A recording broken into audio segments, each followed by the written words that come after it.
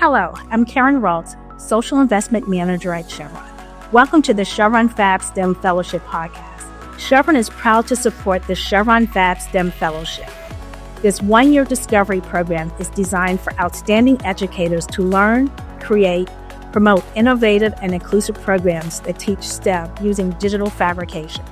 Participants in the fellowship program receive a $10,000 stipend to travel to a Chevron Fab Lab and another worldwide lab of their choice.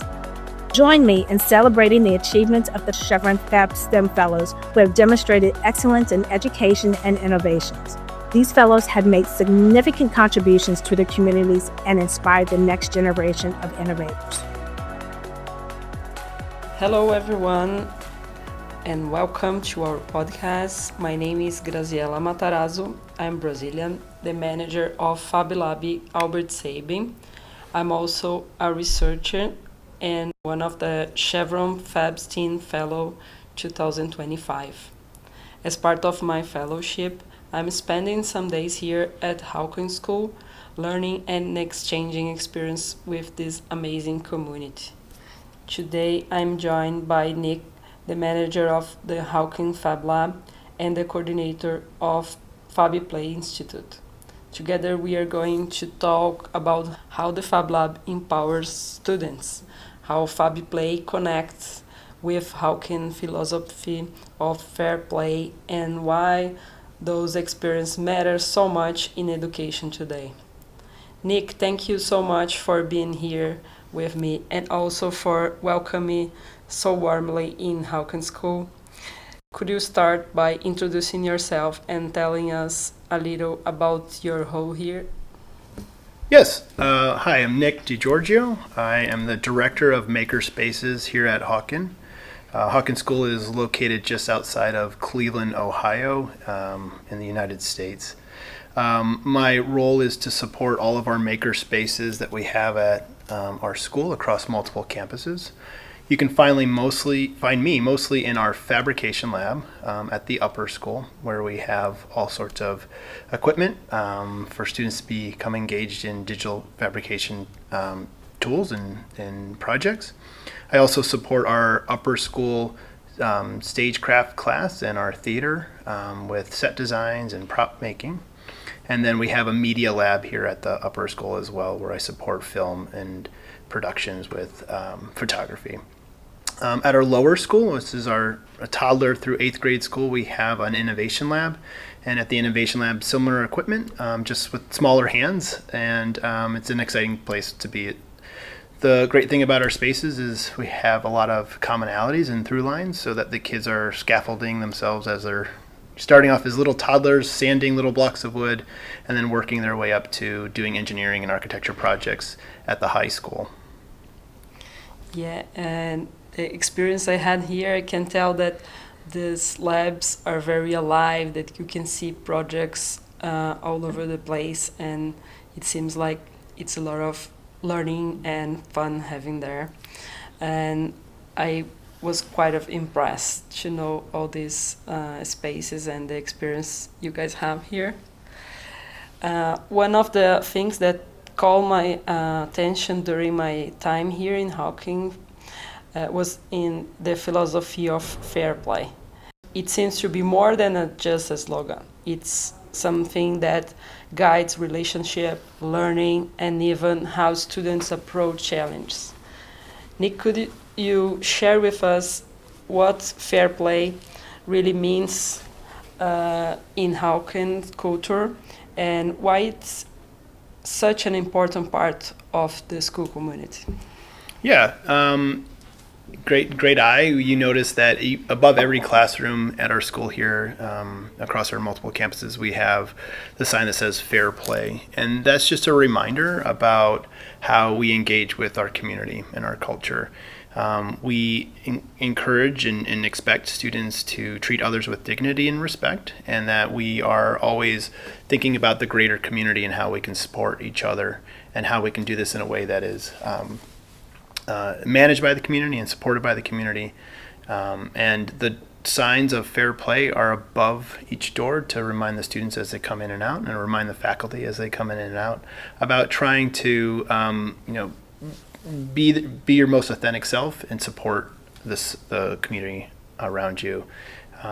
There's a smaller saying around making sure that you're leaving what's behind is a higher plane of life for those that come after you. And so we figure out the right ways of modeling things, of sharing things, of communicating things that are going to continue to elevate the community, the culture, and the students, and all that are part of the school. That's great, and I can connect that with the culture we have in Brazil at Colégio Albert Sabin. We also talk a lot about collaboration and community learning. I see strong similarities with this idea of fair play. And how did fair play start, and why disconnect with the Institute of Fab Play? Yeah, so you're referring to Fab Play Institute. So we took our fair play motto, and about 6 years ago, a colleague of mine decided, hey, how do we create a community of makers, and what reach do we have in engaging other educators from at least the Northeast Ohio area, but further and beyond? How do we bring this motto of fair play to others, and how can we show our facilities and connect and learn and share? And so much in the model of FabX, we started our own Fab Play, and the Fab Play is our Maker Educator Institute that we hold each summer. We're going to be in our 8th year coming up, actually, and it happens in June and July. It's about 4 or 5 days of just makers coming together from all over, whether you're a librarian and you have a maker space, or if you're a first-year teacher in a maker space, or you have a fabrication lab at a college or a university or a community center. We welcome all folks to kind of learn from each other, share with each other. And the motto, again, is this is a fun place to learn, and we believe learning should be fun and there should be some joy behind it.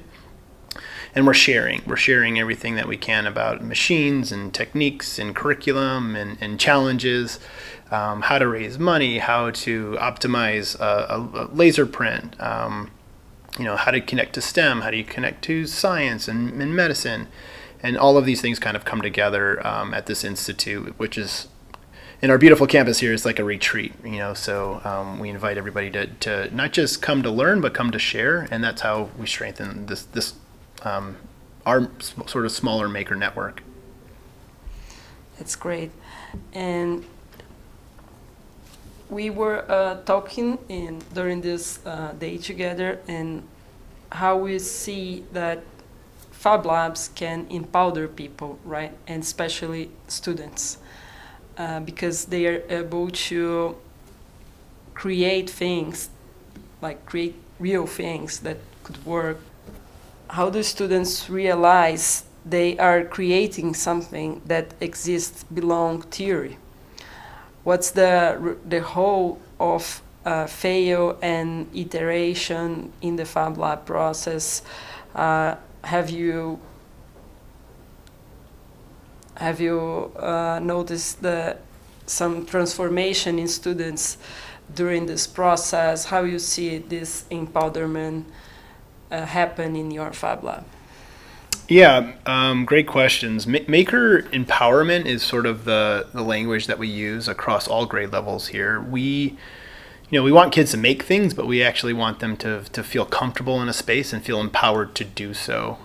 There's a great book that we kind of, and a researcher at Project Zero that we follow named Edward Clapp, and in that book, Maker-Centered Learning, he uses a definition around what maker empowerment is, and we follow that, right? It's a sort of about being in tune with the world around you, and that everything around you has been designed by somebody.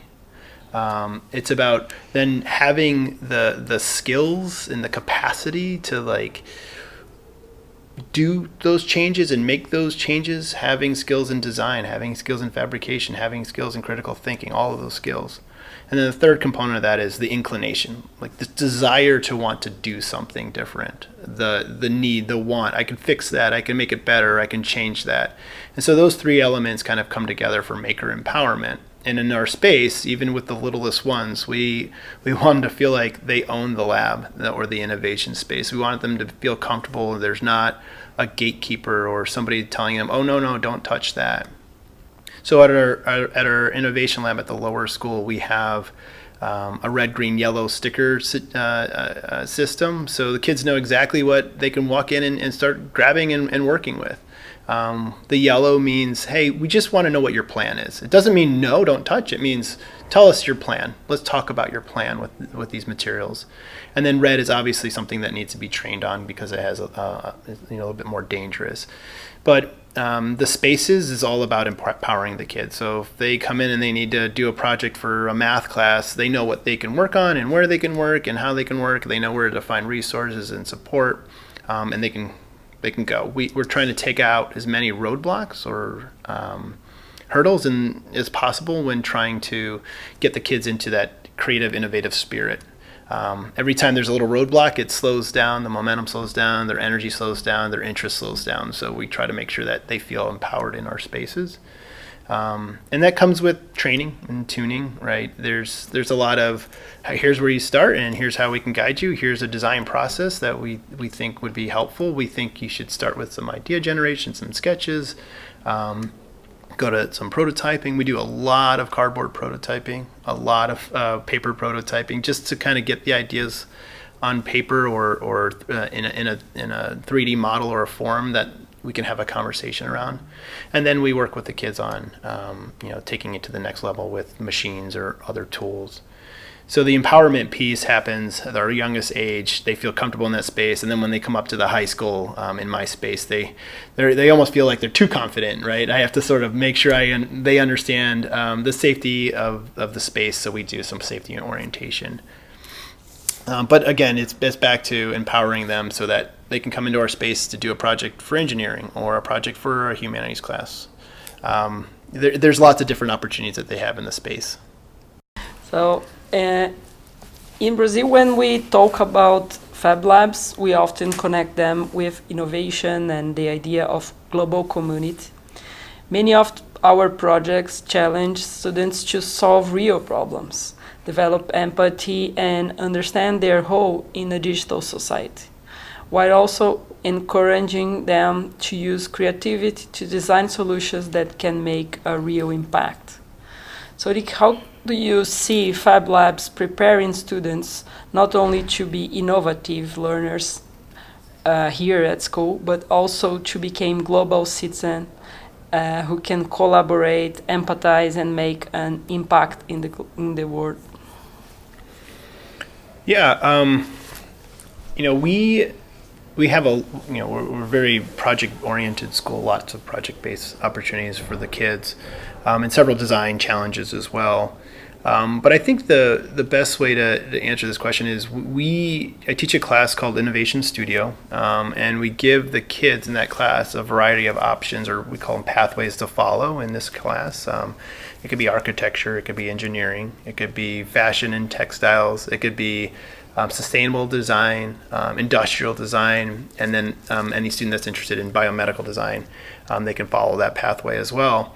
And these are like primers. These are just to get them to know what it is to work in these fields. What is it to be an engineer? What is it to be an architect? And it's not an introductory course. It's sort of like an opportunity for them to get their hands on some of this type of thinking, learning, and tinkering, to see if they have that interest. And once they get through the early exercises of developing those skills, sometimes it's modeling skills, sometimes it might be CAD skills, or even like using a sewing machine for the first time.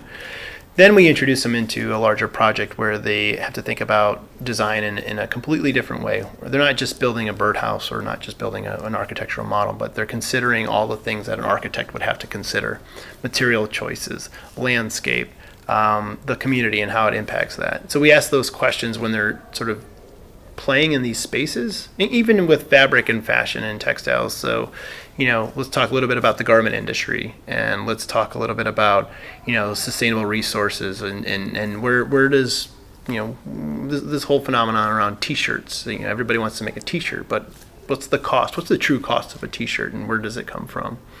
So that's where we engage in those conversations around, community impact, global impact, and the environment and sustainability issues. So we're not addressing problems right away in those classes, but what we're doing is giving the kids an experience that hooks them. It makes them think about these questions, and the hope is that they go on to sort of, when producing work, they're starting to think more about the environment and the global impact of all of their choices. They're just not making for maker's sake. They're making with purpose. And so that's what we try to do. We do have some design challenge classes that we're kind of exploring using the UN Sustainable Goals. But I like to say, hey, if I can get them excited about the work that they're doing, exploring something that they would never knew existed in a field of study, then it opens them up to a world of possibilities with what they can produce, and they're more aware of the environment and what they produce it in. That's amazing. I think this is a real fair play Fab Lab, where everyone could go further for their dreams and interests and discover new things and have a safe space to take risks and all that, right? Mm-hmm. Yeah. And what's the one key message you would like students and maybe educators around the world to take from Hawken Fab Lab and also from Fab Play Institute? Yeah.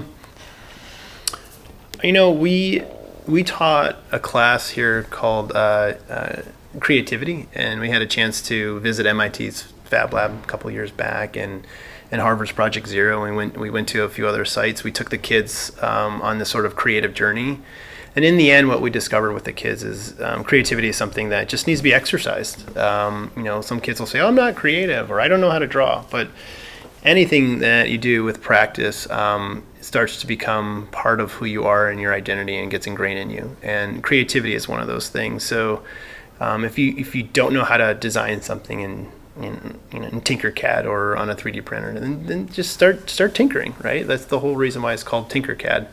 That part of tinkering is going to make you more aware of the software and the tools and the possibilities, and the more you explore it, the more you will be empowered, right? Hopefully that tinkering leads to some CAD design software and leads you to some other pathway. But just like with anything else, there's kids doing sports here and kids on theater and on the stage here. They're practicing, and we believe that creativity and innovation can be practiced. It should be shared with others. It should be a collaborative experience that you have, because when you share it and you're collaborative, you get feedback, and that feedback ties right back into the work that you're doing, and it just makes it that much more powerful. And that I say that it's true for our students in our classroom, but it's also true of our institute, right? We just want folks to come to the institute in the summer, to learn, to see, to explore, to share, and feel really comfortable with either the machine that they have or with coming up with projects. We want them to walk out of the institute feeling empowered to go back to their classrooms and do great work. So I think the message is anybody can do it, as long as you feel like this is a journey you want to explore and you want to practice, and share and get better. That's sort of what we do here at Hawken is continuously iterate and make kids feel confident about the work that they do. That's great. For me, visiting Hawken has been an incredible learning experience. I'm very grateful for this opportunity to share ideas with Nick. I have learned so much from Nick, from the entire team, the school community, and the students. Beyond that, I have also had the chance to live amazing experience exploring other schools and learning more about the culture of Cleveland. And Nick, I want to thank you once again for the openness and insights. And to everyone turning, thank you for joining us. Bye now. Thank you so much for coming to visit. This was fun. This initiative is part of Chevron's partnership with the FAB Foundation, which aims to foster innovation, inclusivity in STEM education, and community empowerment. Over the years, Chevron and the FAB Foundation have collaborated on numerous initiatives to bring cutting-edge STEM education to underserved communities. We provide resources, training, and support educators, students, and communities at large. To learn more about the Chevron FAB Fellowships, please visit the fabfoundation.org website.